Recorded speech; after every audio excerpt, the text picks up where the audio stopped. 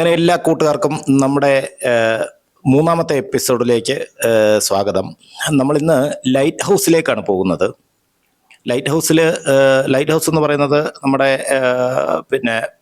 കുമാരിയമ്മൻ ക്ഷേത്രത്തിൻ്റെ തെക്ക് ഭാഗത്ത് ആ സൺറൈസ് പോയിന്റിനോട് സ്വല്പം മുകളിലോട്ട് കയറി ലെഫ്റ്റ് തിരിഞ്ഞ് നമ്മൾ സൺസെറ്റ് പോയിന്റിലോട്ട് പോകുന്ന വഴിക്കാണ് ഈ ലൈറ്റ് ഹൗസ്. ദീപസ്തംഭം എന്നൊക്കെ പറയും. ലൈറ്റ് ഹൗസ് എന്ന് പറഞ്ഞാൽ ഈ കപ്പലുകൾക്ക് അടുക്കാനുള്ള സ്ഥലമാണ്. പക്ഷേ അവിടെ ഇപ്പോൾ സർക്കാരിൻ്റെ അണ്ടറിലാണെങ്കിലും അതിൻ്റെ നടത്തിപ്പെന്ന് പറയുന്നത് പ്രൈവറ്റ് ഏജൻസി ഏൽപ്പിച്ചിരിക്കുകയാണ്. മണി ഏകദേശം 8:30 മണി. അയ്യോ, ഇതാണ് ലൈറ്റ് ഹൗസ്, പക്ഷേ ഇത് കയറാനുള്ള വഴി ഇല്ല. സമയം ഇപ്പം ഏകദേശം 8:30 മണി ആയതേ ഉള്ളൂ. 8:30 മണി ആയതേ ഉള്ളൂ. അപ്പം നമുക്ക് ഈ ലൈറ്റ് ഹൗസ് കൂടെ കണ്ടിട്ട് വിവേകാനന്ദ പാറയ്ക്കുള്ള ടിക്കറ്റ് എടുക്കാൻ വേണ്ടിയിട്ട് ബോട്ട് ജെട്ടിലോട്ട് പോകാമെന്ന് ഉദ്ദേശിച്ചത്. ഇത് കേരള ഹൗസിലോട്ടുള്ള വഴിയാണ്. ഇത് തമിഴ്നാടിൻ്റെ generation and distribution corporation electricity ഉൽപ്പാദിപ്പിക്കുന്ന ഒരു സ്ഥലമാണ്. തമിഴ്നാട് സർക്കാരിൻ്റെ അധീനതയിലുള്ളതാണ്. അപ്പോൾ നമ്മൾ വഴി തെറ്റിപ്പോയതാണ്. ഇപ്പോൾ ലൈറ്റ് ഹൗസിൽ എത്തിയിട്ടുണ്ട്. അഡൽസിന് 10 രൂപ ആണ് പറഞ്ഞിരിക്കുന്നത്, ചിൽഡ്രൻസിനാണെങ്കിൽ 5 രൂപയും. അപ്പോൾ അങ്ങനെ നമ്മൾ ലൈറ്റ് ഹൗസിലേക്ക് പ്രവേശിക്കുകയാണ്. നമുക്ക് 10 രൂപ കൊടുത്തു കഴിഞ്ഞാൽ ലിഫ്റ്റ് വഴി ഇതിലേക്ക് പ്രവേശിക്കാം.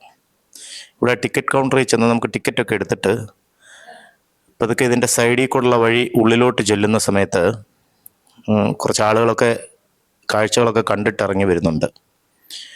അപ്പോൾ എന്തായാലും തീർച്ചയായിട്ടും ഇവിടെ വരുന്നവർ, കന്യാകുമാരി വരുന്നവർ ഈ ലൈറ്റ് ഹൗസ് ഒന്ന് കണ്ടിരിക്കണം. അത് ചേട്ടൻ പറഞ്ഞത് 15 മിനിറ്റേ നമുക്കിവിടെ അലൗഡ് ഉള്ളൂ എന്നാണ് പറഞ്ഞിരിക്കുന്നത്. 15 മിനിറ്റ്. ഇവിടുന്ന് ഒരു സ്റ്റെപ്പ് കയറി മുകളിലോട്ട് ചെന്നാൽ ലിഫ്റ്റിൻ്റെ അടുത്തെത്തും. അത് ലിഫ്റ്റ് ഓപ്പൺ ആക്കണം. ഗ്ലാസ് ആണ് ലിഫ്റ്റ്, ചുറ്റിനും ഗ്ലാസ് ആണ്. അപ്പം അതുകൊണ്ട് നമുക്ക് സൈഡ് വ്യൂ ഒക്കെ ധാരാളമായിട്ട് കാണാം. ലിഫ്റ്റ് ഓപ്പണായി. എങ്ങനെ ലിഫ്റ്റിലേക്ക് കയറി.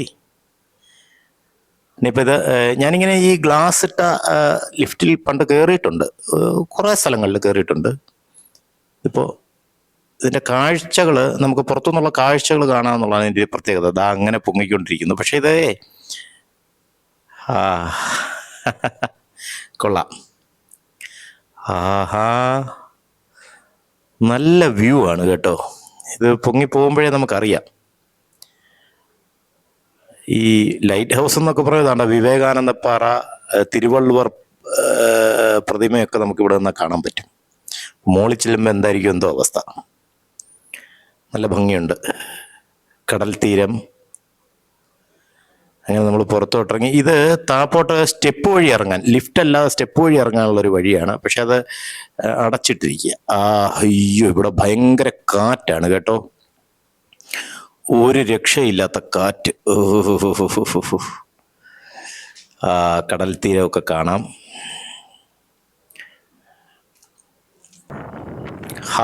കിടിലം വ്യൂ ആണ് ഇവിടെ നിന്ന് കഴിഞ്ഞാൽ. വിവേകാനന്ദ പാറ, തിരുവള്ളുവർ പ്രതിമ, ബിൽഡിങ്ങുകൾ എന്തുമാത്രം ഹൈറ്റിലാണെന്ന് നോക്കിയേ. ബിൽഡിങ്ങുകളൊക്കെ എത്ര ചെറുതായിട്ടാണ് കാണുന്നത്. കൊള്ളാം. ഇത് താഴെയുള്ള വ്യൂ ആണ്. ലൈറ്റ് ഹൗസിന് മുകളിൽ നിന്ന് താഴോട്ടുള്ള വ്യൂ ആണ്. കണ്ടില്ലേ, ഒരു ബൈക്ക് ഇരിക്കുന്നു. ഒന്നുമില്ല, ബൈക്കൊക്കെ ഒരു ഉറുമ്പ് പോലെ കാണത്തുള്ളൂ.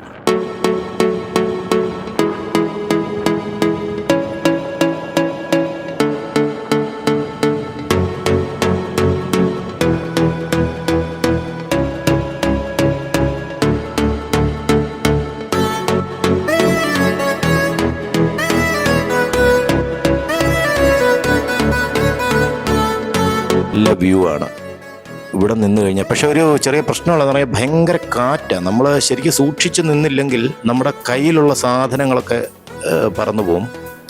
അല്ലെങ്കിൽ നമ്മുടെ ഈ പിടിച്ചിരിക്കുന്ന സാധനങ്ങൾ വെയിറ്റ് കുറഞ്ഞതൊക്കെ ഉണ്ടെന്നുണ്ടെങ്കിൽ നമ്മൾ കഴിവതും ഒരു ഹാൻഡ് ബാഗ് കൂടെ കൊണ്ടുപോകണം. ഹാൻഡ് ബാഗിനകത്ത് ഇട്ടുകൊണ്ടേ പോകാവൂ. ഇല്ലെന്നുണ്ടെങ്കിൽ ഇവിടെ നിന്നെല്ലാം പറന്ന് നഷ്ടപ്പെട്ടു പോകും. ഒരു 200 ഗ്രാമിന് താഴെ വെയിറ്റുള്ള സാധനമൊക്കെ ആണെങ്കിൽ പറന്നു പോകും. നമ്മുടെ കാറുകളൊക്കെ വളരെ ചെറുതായിട്ടാണ് കാണുന്നത്. നമ്മൾ മുകളിൽ നിന്ന് താപ്പോട്ടുള്ളൊരു വ്യൂ ആണ് കാണുന്നത്. വളരെ ഭംഗിയായിട്ടുണ്ട്. ഇവിടെ കന്യാകുമാരി വരുന്നവർ തീർച്ചയായിട്ടും ഈ ലൈറ്റ് ഹൗസിൽ ഒന്ന് കയറിയിട്ട് വേണം പോകാനായിട്ട്. കാരണം അമ്മാതിരി വ്യൂസാണ് ഈ ലൈറ്റ് ഹൗസിന് മുകളിൽ നിന്ന്. ഇവിടെ 2 സംഗതികളുണ്ട്. ഒന്ന് വാച്ച് ടവർ എന്നും പറഞ്ഞൊരു സംഗതിയുണ്ട്. അതും സർക്കാരിൻ്റെ അധീനതയിലുള്ളതാണ്. പക്ഷേ ഇത് ലൈറ്റ് ഹൗസ് എന്ന് പറയുന്നത് വാച്ച് ടവറിനേക്കാൾ ഹൈറ്റിലാണ്. വാച്ച് ടവർ എന്ന് പറയുന്നത് ഇതിൻ്റെ നേരെ ഓപ്പോസിറ്റ് ഡയറക്ഷനിൽ കടൽ തീരത്തോട് ചേർന്നാണ്. നമ്മുടെ കാറൊക്കെ കണ്ടില്ലേ, ഒരു ഉറുമ്പിൻ്റെ അത്രയേ ഉള്ളൂ.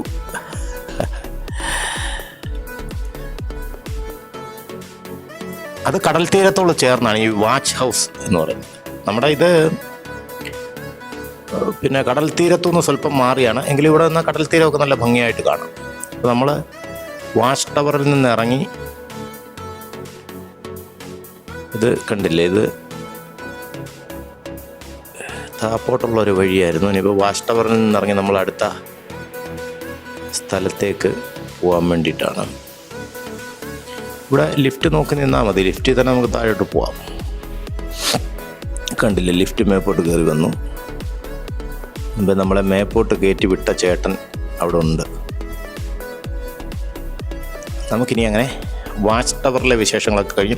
വാച്ച് ടവറിനകത്ത് വേറെ പ്രത്യേകിച്ച് ഇനി കൂടുതൽ വിശേഷങ്ങളൊന്നുമില്ല. ഇത്രയേ ഉള്ളൂ. ജസ്റ്റ് നമ്മൾ കയറുക, ആ ചുറ്റുപാടുള്ള വ്യൂസൊക്കെ കുറച്ചു നേരം നിന്ന് ആസ്വദിക്കുക, എന്നിട്ട് തിരിച്ചു പോരുക, ഇത്രയേ ഉള്ളൂ. പക്ഷെ അതൊന്ന് കയറിയിരിക്കണം, നല്ല ഒരു വ്യൂ ആണ്. കാരണം നമ്മൾ ഈ താഴെ നിന്ന് അല്ലെങ്കിൽ ഓരോ സ്ഥലങ്ങളിലും ചെന്ന് നിന്ന് കാണുന്നതിനേക്കാൾ ഏകദേശം കന്യാകുമാരിയിലെ ഈ ടൂറിസ്റ്റ് പ്ലേസിലെ മിക്കവാറും എല്ലാ സ്ഥലങ്ങളും നമുക്കിവിടെ നിന്ന് കഴിഞ്ഞാൽ കാണാൻ പറ്റും. ഇത് സൺസെറ്റ് പോയിന്റിലോട്ട് പോകുന്ന വഴിക്ക് ഒരു 50 മീറ്റർ എത്തിയാൽ മതി. 50 മീറ്റർ എത്തിയാൽ ലെഫ്റ്റ് സൈഡിൽ തന്നെ, റോഡ് സൈഡിൽ തന്നെ വാച്ച് ടവർ ഉണ്ട്. ഇത് സർക്കാരിൻ്റെ അധീനതയിലാണെങ്കിലും സർക്കാർ അത് പ്രൈവറ്റ് പാർട്ടിക്ക് കൊടുത്തിരിക്കുക. തൊട്ടടുത്ത് റിസോർട്ടുകളും കാര്യങ്ങളൊക്കെ ഉണ്ട്. കേരള ഹൗസ് തൊട്ടടുത്താണ്. ഇത് മേപ്പോട്ടുള്ള സ്റ്റെപ്പ് വഴി കയറാനുള്ളതാണ്. പക്ഷേ ഇതിപ്പം അവർ ക്ലോസ്ഡ് ആണ്. സ്റ്റെപ്പ് വഴി ആരെയും അങ്ങനെ കയറ്റുന്നില്ല. ഇല്ലെങ്കിൽ നമുക്ക് സ്റ്റെപ്പ് വഴിയും കൂടെ ഒന്ന് പോയി ഷൂട്ട് ചെയ്തിട്ട് വരാമായിരുന്നു. പക്ഷേ അത് ക്ലോസ്ഡ് ആണ്, അത് അങ്ങോട്ട് ആരെയും കയറ്റത്തില്ല. നമുക്കിനിയിപ്പോൾ ഇറങ്ങി അങ്ങനെ വാച്ച് ടവറിലെ കാഴ്ചകളൊക്കെ കണ്ടു. ഇനിയിപ്പോൾ നമുക്ക് എന്തായാലും വിവേകാനന്ദ പാറയിലോട്ട് പോകാനുള്ള, ഇവിടെ ഒരു അവർ സെക്യൂരിറ്റികളൊക്കെ താമസിക്കുന്ന ഒരു സ്ഥലമാണ്. പിന്നെ അതുപോലെ തന്നെ ഈ ഡിറ്റക്ടർ ഒക്കെ ഉണ്ട്. ആ ഡിറ്റക്ടർ വഴിയേ അകത്തോട്ട് കയറാൻ പറ്റുള്ളൂ. പിന്നെ ഇവിടെ ഇരിക്കാനൊരു ബെഞ്ചും ഒക്കെ ഉണ്ട്. വേണമെങ്കിൽ നമുക്ക് കുറച്ച് നേരം റിലാക്സ് ചെയ്ത് ഇവിടെ ഇരുന്നിട്ട് പോകാം. അങ്ങനെ നമ്മൾ വാച്ച് ടവറിൽ നിന്ന് ഇറങ്ങി. ഇനിയിപ്പോൾ ഇവിടെ ഒരു വലിയൊരു ഡിഷിൻ്റെ ഇത് വെച്ചിട്ടുണ്ട്. അത് ഏത് കമ്പനിയുടേതെന്ന് അറിഞ്ഞുകൂടാ. ഇവിടെ ഇരിപ്പിടങ്ങളൊക്കെ ഉണ്ട്. തീർച്ചയായിട്ടും ഇവിടെ വരുന്നവർ ഈ വാച്ച് ടവർ കണ്ടിട്ട് വേണം പോകാൻ. അങ്ങനെ നമ്മളതെല്ലാം കഴിഞ്ഞ് പുറത്തോട്ടിറങ്ങി നമ്മളിനി അടുത്തത് ബോട്ട് ജെട്ടിയിലോട്ടാണ് പോകാൻ ഉദ്ദേശിക്കുന്നത്. ബോട്ട് ജെട്ടി ചെന്ന് ടിക്കറ്റ് എടുത്ത്, വിവേകാനന്ദ പാറയ്ക്കുള്ള ടിക്കറ്റ് എടുത്ത് നമുക്ക് അങ്ങോട്ട് പോവാം.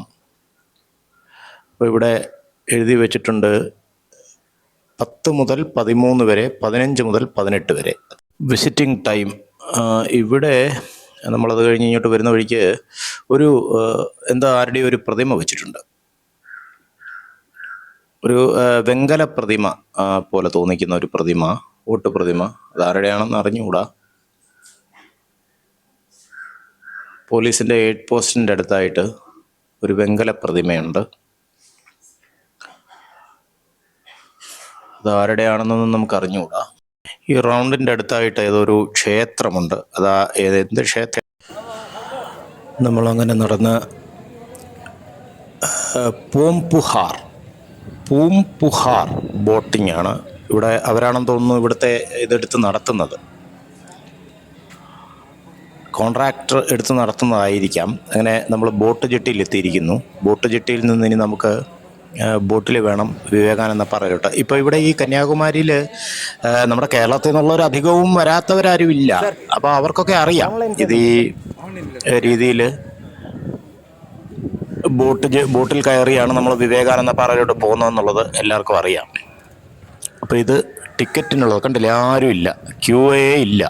മറ്റേത് നമ്മൾ രാവിലെ ഒരു 6 മണി സമയത്തൊക്കെ വന്നു കഴിഞ്ഞാൽ നമ്മൾ ആ ഡോറ് കഴിഞ്ഞ്, അതായത് നമ്മളിങ്ങോട്ട് കയറിയ എൻട്രൻസും കഴിഞ്ഞ് റോഡ് വരെ ആളായിരിക്കും ക്യൂവിന്. ഒരു 6 മണി തൊട്ട് ക്യൂ തുടങ്ങും. പക്ഷേ അതിൻ്റെ ഒന്നും ആവശ്യമില്ല. ഈ സമയത്ത് വന്നു കഴിഞ്ഞാൽ കണ്ടില്ലേ, കുറച്ച് ആളുകളേ ഉള്ളൂ. ആ ടിക്കറ്റ് കൗണ്ടറിൻ്റെ അടുത്ത് മാത്രം കുറച്ച് ആളുകൾ, അതും എല്ലാവരും കൂടെ ഒന്നിച്ച് ടിക്കറ്റ് എടുക്കാൻ വന്നിരിക്കുന്നവരാണ്. കുറച്ച് വിദേശികളുണ്ട്, സ്വാമിമാരുണ്ട്. അപ്പം അവരൊക്കെ ഒന്നിച്ച് വന്നവരാണ്. ഒരാൾ ടിക്കറ്റ് എടുത്തിട്ട് പെട്ടെന്ന് തന്നെ എല്ലാവരും അങ്ങ് പോകും. അതുകൊണ്ട് നമുക്ക് വേറെ please come in the queue, നമുക്ക് വേറെ വലിയ ബുദ്ധിമുട്ടുകളൊന്നുമില്ല. ക്യൂ നിന്ന് വെറുതെ സമയം പോകത്തില്ല, ഒട്ടും സമയം പോകത്തില്ല. നമ്മളിവിടുന്ന് പെട്ടെന്ന് തന്നെ എടുക്കാം. ഒരാൾക്ക് ടു ആൻഡ് ഫ്രോ 75 രൂപയാണ് ഒരാൾക്ക് per head ferry charge. Children's below, അപ്പോൾ 12 വയസ്സിന് താഴെയുള്ളവർക്ക് ടിക്കറ്റ് ഇല്ല എന്നാണ് എഴുതി വച്ചിരിക്കുന്നത്. അപ്പോൾ അവർക്ക് ഫ്രീ ആണ്. ഇവിടുന്നാണ് ടിക്കറ്റ് കൗണ്ടർ. അപ്പോൾ അവർ ടിക്കറ്റ് കൗണ്ടറിലെ ഞാൻ ചോദിച്ചു, ഈ വീഡിയോ പിടിക്കുന്നതിന് ബുദ്ധിമുട്ടുണ്ടോ, ഈ വീഡിയോ പിടിക്കുന്നതിന് പ്രത്യേകം നമ്മൾ ചാർജ് വല്ലതും അവിടെ പേ ചെയ്യേണ്ടി വരുമെന്ന് ചോദിച്ചു. അപ്പോൾ അവർ പറഞ്ഞു അങ്ങനെയൊന്നുമില്ല, അങ്ങനെ പേ ചെയ്യേണ്ട കാര്യമൊന്നുമില്ല. കാരണം നമ്മൾ വീഡിയോ പിടിക്കുന്നതിന് നമ്മൾ മറ്റ് ചില ടൂറിസ്റ്റ് കേന്ദ്രങ്ങളിൽ അകത്ത് പെർമിഷനോട് കൂടിയേ നമ്മളെ പ്രവേശിപ്പിക്കത്തുള്ളൂ. അതുകൊണ്ടാണ് ഞാൻ ചോദിച്ചത്. പക്ഷെ ഇവിടെ അങ്ങനെയുള്ള പ്രശ്നമൊന്നുമില്ല. നമ്മളിപ്പോൾ ഫെറിയിലോട്ട് കയറാനായിട്ട് ഉള്ള എൻട്രൻസാണ് ഇത്. കണ്ടില്ല, ഒരു കോട്ടയ്ക്കകത്തൊക്കെ കയറുന്ന ഒരു പ്രതീതിയാണ്. 2 സൈഡിലും എഴി പോലൊക്കെ വെച്ച് എന്ന് പറഞ്ഞാൽ ഒരു 2-3 പേർക്ക് ഒരുമിച്ച് നടന്നു പോകാനുള്ള സ്ഥലമേ ഉള്ളൂ, നല്ല നീളത്തിൽ. അവിടെ ഞാൻ ഇതിനു മുമ്പ് വന്നിട്ടുണ്ട്. അവിടെ കുറച്ച് കണ്ടില്ലേ ഇരിപ്പിടങ്ങളൊക്കെ ഇട്ടിട്ടുണ്ട്. അത് സ്ലാബ് കൊണ്ട് വാർത്തിട്ടിരിക്കുന്ന. അത് രാവിലെ ഈ ക്യൂ ഒക്കെ നല്ലതുപോലെ വരുന്ന സമയത്ത് നമുക്കിവിടെ റെസ്റ്റ് ചെയ്യാം. പക്ഷേ ഇതിനകത്ത് വരെ കയറി പറ്റണമല്ലോ. ഇവിടെ വന്ന്, അതായത് ഒരു ഫെറി പോയി കഴിഞ്ഞാൽ അടുത്ത ഫെറി വരുന്നിടം വരെ, അതായത് ഒരു ഫെറിയിലേക്കുള്ള ആളെ പുറത്തോട്ട് വിട്ട് കഴിഞ്ഞാൽ അടുത്ത ഫെറി തിരിച്ചു വരുന്നിടം വരെ നമ്മളിവിടെ വെയിറ്റ് ചെയ്യണം. അതിനു വേണ്ടിയിട്ടാണ് ഇങ്ങനെയൊരു അറേഞ്ച്മെൻറ്റ് ഇവിടെ ചെയ്തിരിക്കുന്നത്. ഇപ്പോൾ ഇവിടെ നമുക്ക് വെയിറ്റ് ചെയ്യണം. അവിടെ ചെല്ലുന്ന സമയത്ത് ക്ലോസ് ചെയ്യും. അവിടെ സെക്യൂരിറ്റി ഉണ്ട്.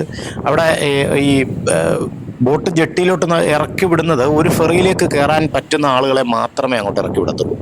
ബാക്കിയുള്ളവരെ അവിടെ സ്റ്റോപ്പ് ചെയ്യും. സ്റ്റോപ്പ് ചെയ്തിട്ട് കുറച്ച് കഴിഞ്ഞതിന് ശേഷം അടുത്ത ഫെറി, ഈ ഫെറി പോയി അടുത്ത ഫെറി വന്ന് അവിടെ ബോട്ട് ജെട്ടിയിൽ അടുപ്പിച്ചതിന് ശേഷം മാത്രമേ അടുത്ത ആളുകളെ തുറന്നു വിടുകയുള്ളൂ. കണ്ടില്ലേ, ഇതിൻ്റെ എഴിക്ക് അകത്തൂടെ ഇങ്ങനെ നോക്കുന്ന സമയത്ത് അവിടെ തുറമുഖമാണ്.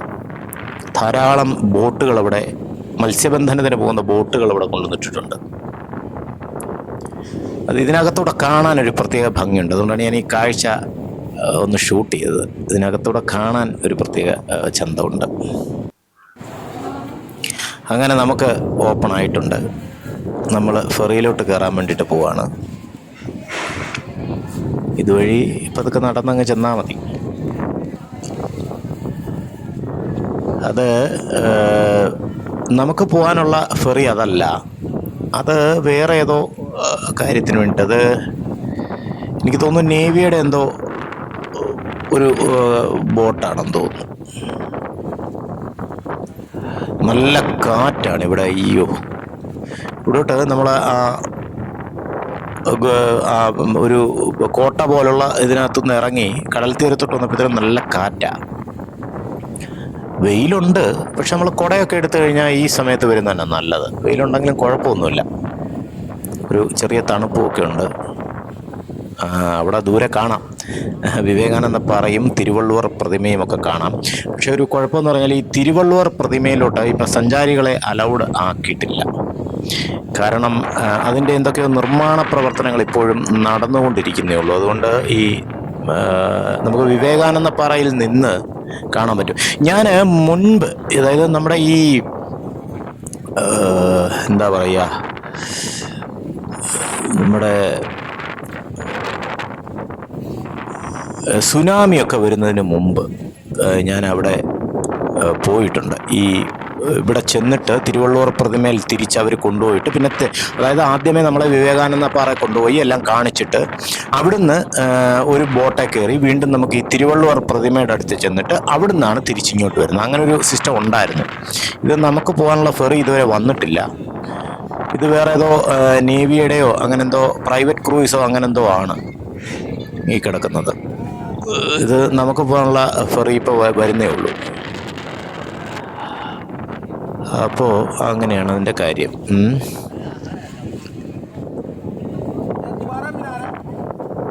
നമ്മളങ്ങനെ വെയിറ്റ് ചെയ്യാണ്. അതിപ്പം എപ്പം വരും എന്തോ. സ്ത്രീകൾക്കും പുരുഷന്മാർക്കും പ്രത്യേകം ക്യൂ ആണെന്നാണ് ഇവിടുന്ന് പറഞ്ഞത്. അപ്പോൾ നമ്മളതനുസരിച്ച് നിന്നേ പറ്റുള്ളൂ. അങ്ങനെ നമുക്ക് പോകേണ്ട ബോട്ട് വന്നുകൊണ്ടിരിക്കുകയാണ്. ഇവിടെ ബോട്ടിന് ഫെറി എന്നാണ് പറയുന്നത്. ഞാൻ ആൻഡമാൻസ് ടൂർ പോയ സമയത്തും അവിടെയും ഇതിന് ഫെറി എന്നാണ് പറഞ്ഞത്. പക്ഷേ അത് കുറച്ചുകൂടെ അഡ്വാൻസ്ഡ് ആയിരുന്നു, കുറച്ചുകൂടെ വലിപ്പവുമുണ്ട്. അത് തന്നെയല്ല ഒരു ഷിപ്പിൻ്റെ ഒരു മിനി മോഡൽ. പക്ഷേ ഇതിനൊരു ബോട്ടെന്നൊക്കെ നമുക്ക് പറയാൻ പറ്റുള്ളൂ. ഇതത്ര വലിയ ഒരു ഫെറി എന്നൊന്നും പറയാൻ പറ്റില്ല. ഇത് ബോട്ട് എന്നേ പറയാൻ പറ്റുള്ളൂ. ഈ ഫെറി എന്ന് പറഞ്ഞാൽ ഷിപ്പിനും ബോട്ടിനും ഇടയ്ക്കുള്ള ഒരു സംഭവമാണ്. ഞാനത് ഈ ആൻഡമാൻസിൽ പോയപ്പം കയറിയായിരുന്നു. ഏകദേശം ഒരു 2-3 നിലകളൊക്കെയുള്ള ഒരു സംഭവമാണ് ഈ ഫെറി എന്ന് പറയുന്നത്. അപ്പം അതിന് AC ബെർത്തുണ്ട്, അത് തന്നെ AC സീറ്റിംഗ് ഉണ്ട്, ബെർത്തുണ്ട്. അതുകൂടാതെ ലോക്കലുണ്ട്. ലോക്കൽ എന്ന് പറഞ്ഞാൽ നോൺ AC ഉണ്ട്.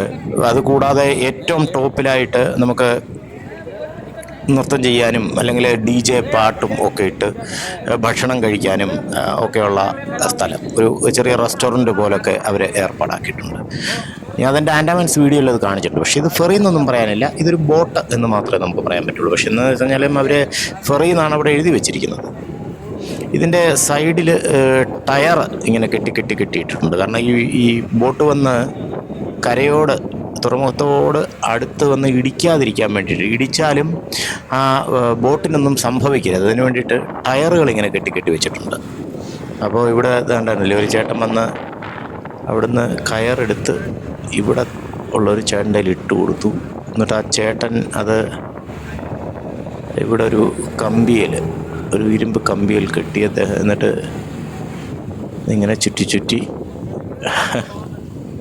അപ്പോൾ ഇത് പോവാതിരിക്കാൻ വേണ്ടിയാണ്. കാരണം ഇവിടുത്തെ ഒരു പ്രത്യേകത എന്ന് പറഞ്ഞാൽ ഇവിടെ കുറച്ച് തിര കൂടുതലാണ്.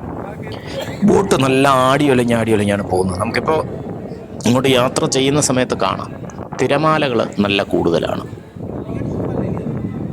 ലൈഫ് ജാക്കറ്റും ഒക്കെ ഇട്ട് വേണം നമുക്കിതിനകത്തേക്ക് പ്രവേശിക്കാനായിട്ട്. അപ്പോൾ അവിടുന്ന് ഇപ്പോൾ ബോട്ടിൽ വന്നിറങ്ങിയവർ അവരുടെ ലൈഫ് ജാക്കറ്റൊക്കെ ഊരി അവിടെ ഒരു സൈഡിൽ ഇട്ടിട്ടുണ്ട്. അപ്പോൾ അവർ ഊരിയിട്ട സാധനം ഓരോന്ന് എടുത്തുകൊണ്ടങ്ങ് കയറിയാൽ മതി. ലേഡീസിനും ജെൻസിനും പ്രത്യേകം ക്യൂ ആണ്. നമുക്ക് ജെൻസിന് മുകളിൽ കൂടെ കയറാം, ലേഡീസിന് ബാക്ക് സൈഡിൽ കൂടെ കയറാം. അപ്പോൾ അങ്ങനെ നമ്മൾ വിവേകാനന്ദ പാറയിലേക്കുള്ള യാത്ര ആരംഭിക്കാൻ പോവുകയാണ്. ഫെറിയിൽ കയറി എനിക്ക് എന്തായാലും ഒരു സൈഡ് സീറ്റ് തന്നെ കിട്ടി. അതുകൊണ്ട് നമുക്ക് കുറച്ച് കാഴ്ചകളൊക്കെ ഷൂട്ട് ചെയ്ത് പോവാം. അതെന്തായാലും ഒരു സന്തോഷമുള്ള കാര്യമാണ്. പിന്നെ നമുക്ക് ഈ യാത്രയിൽ വിവേകാനന്ദ പാറയുടെ ചരിത്രത്തെക്കുറിച്ചും അതിൻ്റെ ഐതിഹ്യങ്ങളെക്കുറിച്ചും ഒക്കെ കുറച്ച് കാര്യങ്ങൾ മനസ്സിലാക്കാം. ഇന്ത്യയുടെ തെക്കേ അറ്റത്തുള്ള കന്യാകുമാരിയിലെ ഒരു സ്മാരകവും പ്രശസ്തമായ വിനോദസഞ്ചാര കേന്ദ്രവുമാണ് വിവേകാനന്ദ റോക്സ് എന്ന് പറയുന്നത്, റോക്ക് മെമ്മോറിയൽ. അത് എല്ലാവർക്കും അറിയാവുന്ന കാര്യമാണ്. വാവത്തുറയുടെ മെയിൻ ലാൻഡിൽ നിന്ന് ഏകദേശം 500 മീറ്റർ അകലെ ആണ് ഇത് സ്ഥിതി ചെയ്യുന്നത്. അത് 2 പാറകളിലാണ്. 2 പാറകളിൽ ഒന്നിലാണ് ഈ വിവേകാനന്ദ സ്മാരകം സ്ഥിതി ചെയ്യുന്നത്. ഇത് ശരിക്കും പറഞ്ഞാൽ സ്വാമി വിവേകാനന്ദനോടുള്ള ബഹുമാനാർത്ഥം സ്ഥാപിച്ചതാണ്. 1970 പാറയിൽ വെച്ചാണ് അദ്ദേഹത്തിന് ജ്ഞാനോദയം ലഭിച്ചതെന്നാണ് പറയപ്പെടുന്നത്. ഈ ഐതിഹ്യം അനുസരിച്ചാണെങ്കിൽ ഈ പാറയിലാണ് കന്യാകുമാരി ദേവി ശിവഭക്തിയിൽ തപസ് ചെയ്തത്. അപ്പോൾ സന്ദർശകർക്ക് ധ്യാനിക്കുന്നതിനായിട്ട് ധ്യാനമണ്ഡപം എന്നറിയപ്പെടുന്ന ഒരു ധ്യാന ഹാളും സ്മാരകത്തിനോട് ചേർന്ന് രൂപകൽപ്പന ചെയ്തിട്ടുണ്ട്. പിന്നെ മണ്ഡപത്തിൻ്റെ രൂപകൽപ്പനയിൽ ഇന്ത്യയിൽ എമ്പാടുമുള്ള ക്ഷേത്ര വാസ്തുവിദ്യയുടെ വ്യത്യസ്ത ശൈലികൾ ഉൾക്കൊള്ളുന്നതാണ്. അതേപോലെ ബംഗാൾ ഉൾക്കടൽ, ഇന്ത്യൻ മഹാസമുദ്രം, അറബിക്കടൽ എന്നീ 3 മഹാസമുദ്രങ്ങൾ ചേരുന്നിടത്താണ് ഈ പാറകൾ ഉള്ളത്. അതായത് ഈ ലക്കാദ്വീപ് കടലിനാൽ ചുറ്റപ്പെട്ടിരിക്കുന്നതാണ് എന്നാണ് പറയപ്പെടുന്നത്. വിവേകാനന്ദ മണ്ഡപം, ശ്രീപാദ മണ്ഡപം എന്നിങ്ങനെ 2 പ്രധാന ഘടനകൾ ഉൾക്കൊള്ളുന്നതാണ് സ്മാരകം. പിന്നെ ഉള്ളത് ഇതിൻ്റെ ഇതിഹാസം എന്ന് പറഞ്ഞാൽ സ്വാമി വിവേകാനന്ദൻ തമിഴ്നാട്ടിലെ കന്യാകുമാരിയിലെ കടൽ തീരം നീന്തിക്കടന്ന് നടുക്കടലിലെ പാറയിൽ എത്തുകയും അവിടെ തപസ്സനുഷ്ഠിച്ച് 3 ദിവസത്തോളം അവിടെ ബോധോദയം നേടുന്നതുവരെ 3 ദിവസം 3 രാവും പകലും ധ്യാനിക്കുകയും ചെയ്തു. അദ്ദേഹത്തിന് ബോധോദയം കിട്ടുന്നിടം വരെ അവിടെ ഇരുന്ന് ധ്യാനിച്ചു. സ്വാമി വിവേകാനന്ദൻ ഈ സ്ഥലത്ത് നീന്തി പാറയിൽ ചെന്ന് ബോധോദയം ലഭിച്ചതായിട്ട്, പാറയിൽ ചെന്ന് തപസ്സനുഷ്ഠിച്ച് ബോധോദയം ലഭിച്ചതായിട്ട് നിരവധി ഗ്രന്ഥങ്ങളിലും ഒക്കെ പ്രതിപാദിച്ചിട്ടുണ്ട്. പിന്നെ 1962 ജനുവരിയിൽ സ്വാമി വിവേകാനന്ദൻ്റെ ജന്മശതാബ്ദിയോടനുബന്ധിച്ച് ഒരു കൂട്ടം ആളുകൾ കന്യാകുമാരി കമ്മിറ്റി രൂപീകരിച്ചു. പാറയിലൊരു സ്മാരകവും പാറയിലേക്ക് ഒരു കാൽനട പാലവും സ്ഥാപിക്കുക എന്നതായിരുന്നു അവരുടെ ലക്ഷ്യം. ഏതാണ്ട് ഒരേ സമയം മദ്രാസിലെ രാമകൃഷ്ണ മിഷൻ, ഇന്നത്തെ ചെന്നൈയാണ്, ഈ സ്മാരകം ആസൂത്രണം ചെയ്യാൻ തുടങ്ങി.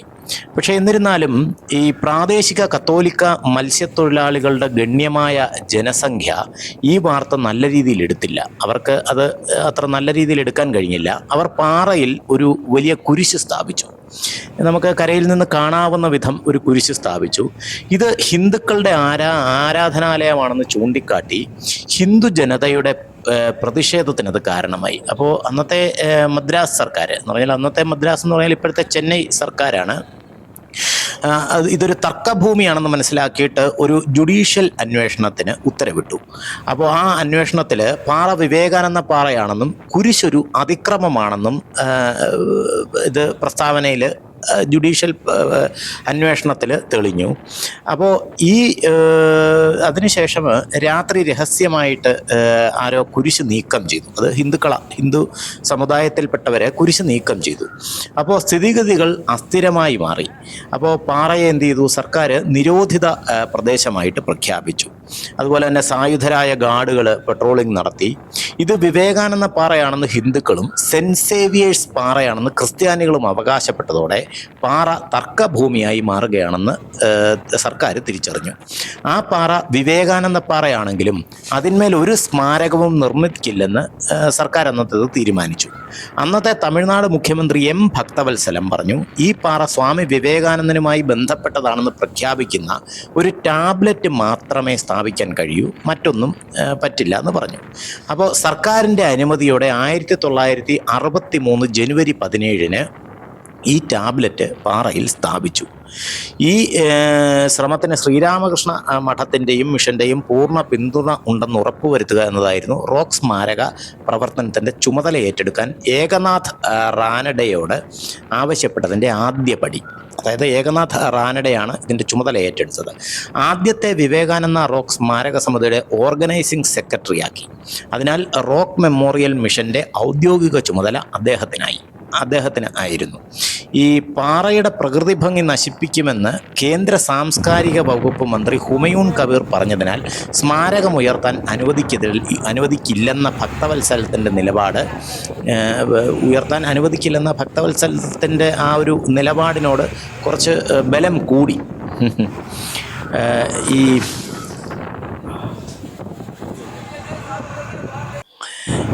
കബീറിൻ്റെ മണ്ഡലം കൊൽക്കത്ത, അതായത് പഴയ കൽക്കട്ട ആയിരുന്നു. അപ്പോൾ ബംഗാളിലെ ഏറ്റവും വലിയ പുത്രന്മാരിൽ ഒരാളാണല്ലോ സ്വാമി വിവേകാനന്ദൻ. അപ്പോൾ അദ്ദേഹത്തിനെതിരെ ആണ് കബീർ എന്ന് റാനഡെ കൊൽക്കത്തയിൽ പരസ്യമാക്കി.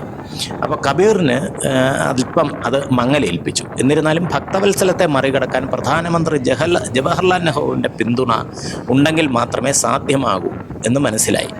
അപ്പോൾ ലാൽ ബഹദൂർ ശാസ്ത്രിയുടെ ഉപദേശപ്രകാരം അങ്ങനെ റാനഡെ ഡൽഹിയിൽ ക്യാമ്പ് ചെയ്തു. റാനഡെ എന്ന് പറയുന്നത് ഇതിൻ്റെ നിർമ്മാണ പ്രവർത്തനത്തിൻ്റെ പ്രധാനിയാണ്. അപ്പോൾ വിവേകാനന്ദ പാറ മെമ്മോറിയലിന് എല്ലാവിധ പിന്തുണയും പ്രകടിപ്പിച്ച് 3 ദിവസത്തിനുള്ള അദ്ദേഹം 323 പാർലമെൻറ്റ് അംഗങ്ങളുടെ ഒപ്പ് ശേഖരിച്ചു. അപ്പോൾ ഒപ്പ് ശേഖരിച്ച് പ്രധാനമന്ത്രിക്ക് കൊടുത്തു. അപ്പോൾ ഭക്തവത്സലത്തിന് റോക്ക് സ്മാരകം നിർമ്മിക്കാൻ അനുവാദം കൊടുക്കുകയല്ലാതെ വേറൊരു മാർഗവും ഇല്ലാതായി. ഭക്തവത്സലം 15x15 അടി വിസ്തീർണമുള്ള ഒരു ചെറിയ ശ്രീകോവിലിന് മാത്രമാണ് അനുമതി നൽകിയത്. എന്നാൽ കാഞ്ചി കാമകോടി പീഠത്തിലെ പരമാചാര്യനോടുള്ള ബഹുമാനം അറിഞ്ഞ റാനഡെ റോക്ക് സ്മാരകത്തിൻ്റെ രൂപകൽപ്പന നിർദ്ദേശിക്കുന്നതിനായി രണ്ടാമതൊരാളെ സമീപിച്ചു. ഭക്തവത്സലം ഒരു മടിയും കൂടാതെ വലിയ രൂപകൽപ്പനയ്ക്ക് സമ്മതിച്ചു. അതായത് 130 അടിയും 1.5 ഇഞ്ച് × 56 അടി, അത്രയാണ് അതിൻ്റെ വലിയ രൂപം. അപ്പോൾ അത് അംഗീകരിക്കപ്പെടുകയും രാഷ്ട്രീയ തടസ്സങ്ങളെല്ലാം നീങ്ങിയതോടെ നിർമ്മാണം പുരോഗമിക്കുകയുമായിരുന്നു. തൻ്റെ വഴിയിൽ വന്ന എല്ലാ വെല്ലുവിളികളെയും അഭിമുഖീകരിച്ച് റാനഡെ മുൻപന്തിയിലായിരുന്നു. പാറ ഘടനാപരമായി ശക്തമാണെന്നും അതിന്മേൽ ഇത്രയും വലിയ ഘടനയെ പിന്തുണയ്ക്കാൻ കഴിയുമെന്നും അത് ശാസ്ത്രീയമായിട്ടും സ്ഥാപിക്കാൻ കഴിഞ്ഞു. അപ്പോൾ നമുക്ക് ഈ ലൈഫ് ജാക്കറ്റൊക്കെ ഉണ്ട്. അപ്പോൾ ലൈഫ് ജാക്കറ്റൊക്കെ നമ്മളിപ്പോൾ പാറയിൽ എത്തിക്കഴിഞ്ഞു. വിവേകാനന്ദ പാറയിലേക്ക് ഇറങ്ങുന്നതാണ്. പിന്നുള്ളത് അതിൻ്റെ നിർമ്മാണ പ്രവർത്തനങ്ങളിലേക്ക് ആവശ്യമായിട്ടുള്ള സാധനങ്ങളൊക്കെ എത്തിക്കുന്ന ഒരു ബുദ്ധിമുട്ട്. അതുകൂടാതെ കാരണം എന്ന് പറഞ്ഞു കഴിഞ്ഞാൽ ഇത് നമ്മുടെ കരയിൽ നിന്ന് കുറച്ച് ദൂരെ ആയിരുന്നത് കൊണ്ട് ഈ വെള്ളം വേണം, ലോജിസ്റ്റിക്സ്, വൈദ്യുതി വിതരണം, അതുപോലെ തന്നെ കരകൗശല വിദഗ്ധർ, തൊഴിലാളികൾ. അപ്പോൾ ഇവരൊക്കെ ഇതുമായി ബന്ധപ്പെട്ട് പ്രവർത്തിക്കുന്നവരൊക്കെ കരയിൽ നിന്ന് അവിടെ എത്തിക്കുക, അല്ലെങ്കിൽ അവിടെ ദിവസങ്ങളോളം താമസിക്കുക, നിർമ്മാണ പ്രവർത്തനത്തിൽ പങ്കാളികളാകുക, ഇതൊക്കെ ബുദ്ധിമുട്ടുള്ള കാര്യമായിരുന്നു. പക്ഷേ എന്നിരുന്നാലും അതുകൂടാതെ തന്നെ അതിനേക്കാൾ ഏറെ ബുദ്ധിമുട്ടെന്നുള്ളത് ഫണ്ട് സ്വരൂപിക്കുക എന്നുള്ളതായിരുന്നു. എന്തായാലും ആ വെല്ലുവിളികളൊക്കെ ഏറ്റെടുത്ത് ആ വിവേകാനന്ദ പാറ അല്ലെങ്കിൽ സ്മാരകം അത് ഒരു യാഥാർത്ഥ്യമായി തീർന്നു എന്നുള്ളതാണ് ഇപ്പോൾ നമ്മൾ കാണുന്നത്. വിവേകാനന്ദ പാറ വളരെ യാഥാർത്ഥ്യമായി തീരുന്നു. അപ്പോൾ അതൊരു സ്മാരകം, അതായത് വിവേകാനന്ദ പാറ സ്മാരകം ഒരു ദേശീയ സ്മാരകമാണെന്ന് റാനഡെ വിശ്വസിച്ചു. ഓരോ ഇന്ത്യക്കാരനെയും അതിൻ്റെ നിർമ്മാണത്തിൽ സംഭാവന ചെയ്യാൻ ക്ഷണിച്ചു. അപ്പോൾ നമ്മൾ വിവേകാനന്ദ പാറയിലെത്തി. അപ്പോൾ നമ്മൾ ഇന്നത്തെ വീഡിയോ അവസാനിപ്പിക്കുകയാണ്. നമ്മളിനി വിവേകാനന്ദ പാറയിലെ കാഴ്ചകളും അടുത്ത വിശേഷങ്ങളുമായിട്ട് അടുത്ത വീഡിയോയിൽ കാണാം. Okay, thank you.